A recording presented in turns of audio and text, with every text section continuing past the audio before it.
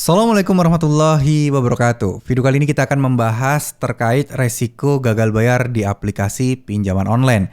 Ya, seperti yang kalian ketahui, pasti banyak orang-orang yang penasaran dan menunggu-nunggu soal hal ini. Katanya DC pinjol atau DC lapangan pinjol sudah tidak ada lagi. Dan bahkan judulnya fix bahwa DC pinjol, DC lapangan tidak akan ada lagi. Oke. Jadi sebenarnya informasi ini ditemui banyak banget baik di artikel, di berita, ataupun di channel-channel YouTube atau ya banyaklah di media sosial yang lain. Katanya DC pinjol fix sudah tidak ada lagi. Tapi usut punya usut, setelah kita pelajari, setelah kita pahami, ya itu hanyalah clickbait di mana orang sengaja membuat judul tersebut agar videonya lebih banyak dan lebih gampang ditonton oleh orang lain. Karena semua orang tahu, hal yang paling ditakuti oleh nasabah bukanlah slik OJK, tapi DC lapangan pinjol yang datang menagih ke rumah.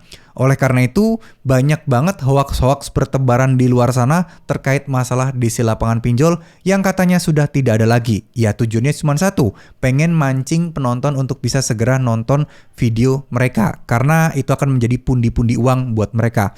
Bayangkan, 1000 penonton kalau sebagai YouTuber yang membahas tentang solusi atau pinjol-pinjol seperti ini bisa dapat 100.000.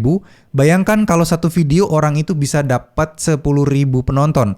Bisa berapa tuh? Bisa sekitar hampir 1 juta sendiri, cuman satu video itu aja. Bener nggak sih 1 juta? Bener ya? 1000 penonton itu rata-rata 90.000 sampai 100 ribuan. Nah sekarang yang nonton 10.000, 20.000 udah pasti dapat 2 juta sendiri. Makanya banyak yang berlomba-lomba untuk mendapatkan banyak penonton terkait masalah gagal bayar pinjaman online. Karena menggiurkan. Kayak contoh channel ini. Channel ini per 1000 penonton saya mendapatkan sekitar berapa ini ya? Sekitar 74.000, masih belum gede dibandingkan konten-konten kreator yang lain. Pasti per 1000 viewsnya itu bisa mencapai 100 ribuan lebih lah, bahkan ada yang sampai 140.000 untuk pembahasan tentang pinjaman online. Tapi bukan itu yang ingin saya sampaikan. Intinya di sini adalah yuk kita harus cerdas, harus paham betul. Coba fokus kepada hal-hal yang bisa kita kontrol dan kita kendalikan daripada fokus kepada hal-hal yang tidak bisa kita kendalikan, teman-teman. Masalah DC lapangan bakal ada atau tidak, ya, masalah akan dihapuskan atau tidak, ini sesuatu yang tidak bisa kita kontrol. Nah, kalau kita pusing di hal-hal semacam itu, takutnya waktu teman-teman akan terbuang sia-sia. Teman-teman akan selalu memikirkan hal-hal yang mungkin akan membuat teman-teman selalu gelisah, nggak bisa fokus dengan hal-hal yang harusnya kalian kerjakan, dan lain sebagainya. Saran saya, fokuslah kepada apa yang bisa kita kontrol. Apa itu?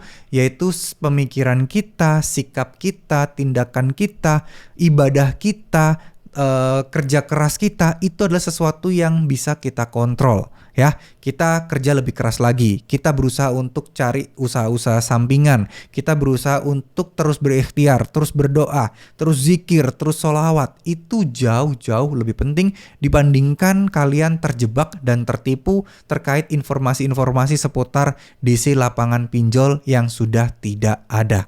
Karena ini penting sekali, karena banyak orang-orang terlalu melihat judulnya aja, nggak nonton videonya langsung ngambil kesimpulan, yes, DC lapangan sudah tidak ada. Tapi begitu ada DC lapangan, mentalnya langsung down. Nah, saya tidak pengen menyebarkan hal-hal seperti itu. Saya pengen mengajak teman-teman untuk terus berikhtiar, untuk terus lebih tepatnya mendekatkan diri dengan Allah Subhanahu wa taala, untuk lebih tepatnya agar teman-teman bisa memperbaiki kehidupannya secara tahap demi tahap. Ya, jangan bergantung terhadap sesuatu yang tidak bisa kita kontrol. Bergantunglah terhadap sesuatu yang bisa kalian kontrol. Luangkan waktu kalian, habiskan tenaga dan pikiran kalian di sana. Ya, ini tidak mudah. Mengendalikan pikiran kita dan perasaan kita menghadapi situasi galbe pinjol ini itu tidak mudah. Dibutuhkan benar-benar keikhlasan buat dari kalian, ya. Dari mulai ikhlas, pasrah, itu yang paling penting. Cara paling simpel untuk mencapai semua ini adalah dengan meningkatkan ibadah sama Allah Subhanahu wa taala. terus berdoa setiap hari, terus zikir setiap hari, istighfar setiap hari, selalu meminta tolong sama Allah agar diberikan kemudahan, agar diberikan jalan untuk bisa memperbaiki semua ini, agar bisa ditolong untuk bisa bebas dari jeratan hutang pinjaman online. Itu yang harus teman-teman lakukan. Daripada pusing masalah DC lapangan, yuk coba deh. Kalau kalian mengamalkannya, kalian tidak akan takut lagi sama DC lapangan. Ya, kalian tidak akan merasa cemas lagi DC lapangan mau datang 10 kali kek, 20 kali kek. Kalian akan bisa menghadapinya dengan lebih berani.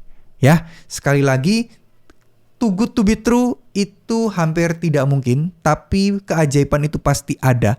Dan saya yakinkan buat teman-teman semua, ketika kalian sudah mulai optimis, sudah mulai yakin, buktikan sendiri bahwa pasti pertolongan itu akan datang, bahwa nanti akan ada kemudahan-kemudahan yang membuat rezeki kalian akan berlipat ganda, atau mungkin utang kalian akan jadi otomatis lunas karena ya mungkin dilunasin oleh pinjolnya sendiri, yang mungkin karena pinjolnya ada pembersihan atau pemutihan, kita tidak pernah tahu. Karena pertolongan dari Allah, petunjuk dari Allah itu adalah misteri.